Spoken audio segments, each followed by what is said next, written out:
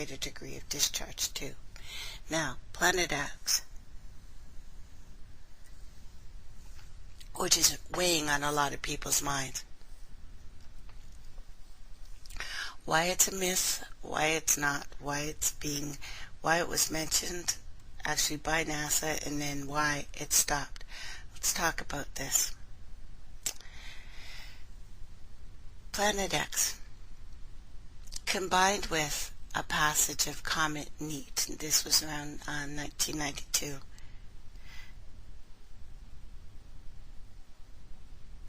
The Harrington expedition. So, 1991, Robert Harrington, head of a Naval Observatory, Washington, D.C., wrote an abstract which talked about a decade of theoretical and observational astronomy with teams of experts. Now, he was in charge of NASA at the time, directed a search for a large planet at the edge of our solar system. And you can check out that data. And I didn't even think, would you guys like that? I'll post it later. It's in one of my many files. I'll post on my page later. I didn't do it today.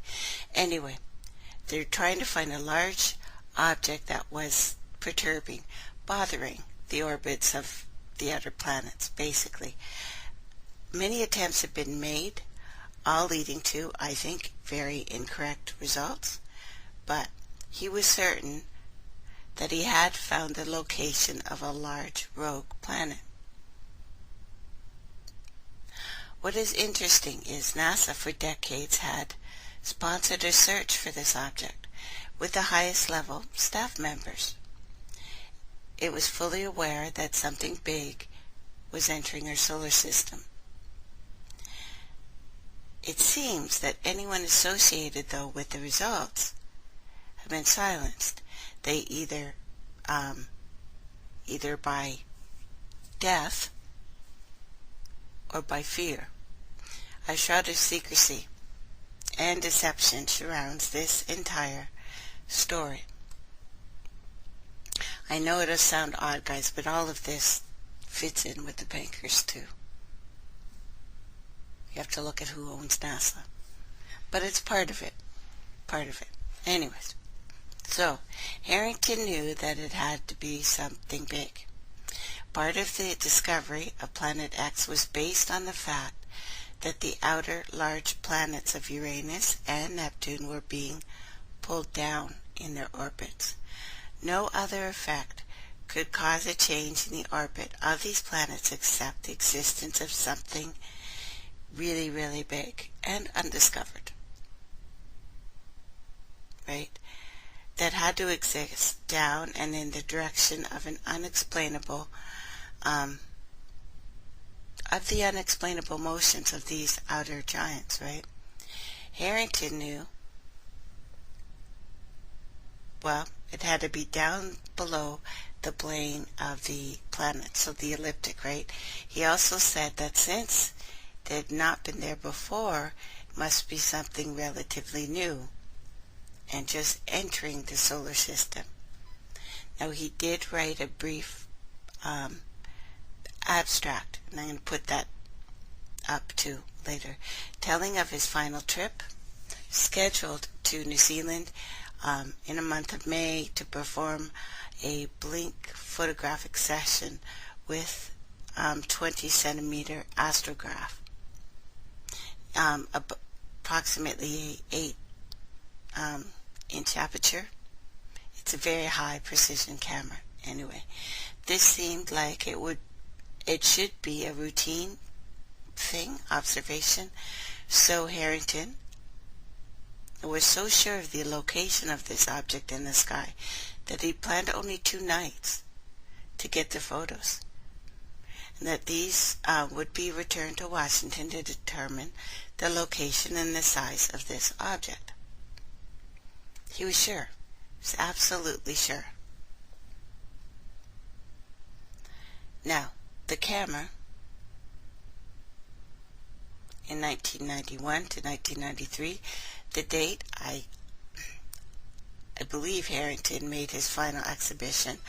NASA information is pretty darn scarce about it. It's hard for me to even back it up. But from, many of the at least hearsay sites, it had to be around there. So, not very large. So we're not talking about a professional grade equipment here. He thought that he could just get it with a regular camera. It's not that specialty, right? So, this object was expected to be so large, and he knew it would only be visible during the month of May, which is interesting because May usually starts the auroras too, but they're mostly in June. And even the noctilucent clouds, but we'll go into that. I'm jumping ahead. Anyway, from a very southern remote location. So again, he chose New Zealand over the rugged plains of Patagonia, South America, because he was thinking of that first. So, his internal abstract, which we had only a few short years after another astronomer working in the outback of Australia studying geology of ancient craters, was Eugene Shoemaker, another NASA scientist who had discovered many comets as a hobby. It was just fun. It's reported that Shoemaker had just made notice of also a huge discovery regarding another comet. Now he met an untimely, put it that way, accident, and never released what he had found. 3 versions of the accident came out. At least 3. They're all different. None of them make any sense. The point is, he found something, and could be at least relative to the same object that Harrington had discovered. Shoemaker's ashes were blasted into space by NASA as a eulogy, or maybe as a warning to others who wanted to talk about this, or any of the other things that were found. We know that by this time, and this we know for sure, NASA had much, if not all, of their infrastructure already under the direct government security agencies. All the CIA stuff and NSA stuff, but surprisingly enough, the majority of special services, the little spook agencies after the Second World War, were surprisingly one big group instead of a bunch of them as we've been told. But it was about this time NASA shut the door on any data coming in, even regarding the huge comet Hale-Bopp. That started to lie. We know that the comet was known, though, long before its official NASA, before it was officially discovered by NASA and Mr. Alan Haley and Mr. Bob, right? If the Hopi Indian prophecies are correct, Hale-Bopp was a precursor to an even larger event that the ancients called Planet X, Naribu, maybe even Wormwood, I don't know. It came pretty clear to me that several of the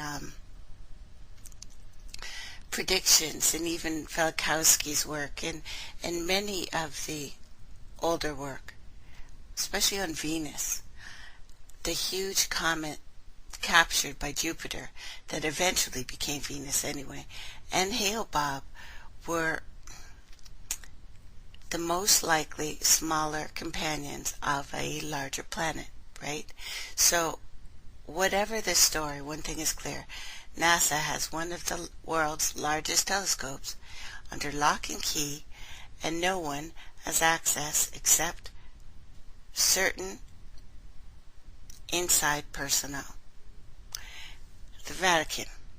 The Vatican Jesuits, specifically, who now have complete control over the Vatican's religion, the World Bank, and their money. Of course, the new pope looks like he's a good guy in fighting corruption, but we have to remember the Jesuits here, the black robes, and the rape and the murder and the slaughter in their friggin' schools before we say this is a nice guy. Anyway, Vatican had built a world-class astronomical facility, right, to observe large comets, and are still looking for something, even though Hale-Bopp has long since passed out of the inner solar system here. There are a huge amount of internet sites created by the government to make the entire story of Planet X sound nutter, right? Purpose is to choose the time and place, I guess, for this to be known, so that when the real story breaks, government disinformation can blast the front pages of newspapers and evening news with, "Oh, don't listen to that. It's just those crazy Planet X people again. Let's burn them, freaking heretics." Like all of the other things that are going on. Like if we had something out there to trap that energy, which is coming in now, we would need none of the oil, none of the gas, none of the coal. We would have clean, pure air, water, food. We could, again, do a once a year harvesting of salt water, purify it, clean it, have all the water we ever freaking needed forever, for free. These ploys have been pretty darn effective, right? Well, very effective. They still own the friggin' banks. They're still sending Cagney, who was in charge of the Royal Bank, over to become governor of the Bank of London. So the World Bank, with the Vatican and the Jesuits. He's also a Jesuit, by the way. Anyway, so certain talk shows have recently, well, been taken over by government interests here, and are helping to make this story by allowing certain people to air while avoiding others who spent a lifetime studying this actual science here. And of course, just allowing the crazies who are saying just fall in your bunkers every 5 minutes, instead of letting people come out who are actually looking into stuff. And of course, we know that the internet is full of government agents here representing themselves as just common folk, using non-names, first names, people you can never find. Their job is to dissuade these true stories of the poisoning and why it's happening, and why there is no running out of oil, there is no running out of fuel, there is no running out of gold. We can physically, because we have companies actually doing this now, going to asteroids, taking the minerals, bringing it back. Anunnaki didn't need to do this. Aliens didn't need to do this here. We do not need to do this here. We can go out, harness one of those rocks, come back, Bob's your uncle, if we want something shiny. Disinfo and lies are falling over us. Even the religions that lie so well are to make us stupid, not to give us enlightenment here, to sell a bill of goods that is still all about the bankers. Let's take our long break. Everyone get up and stretch your legs. And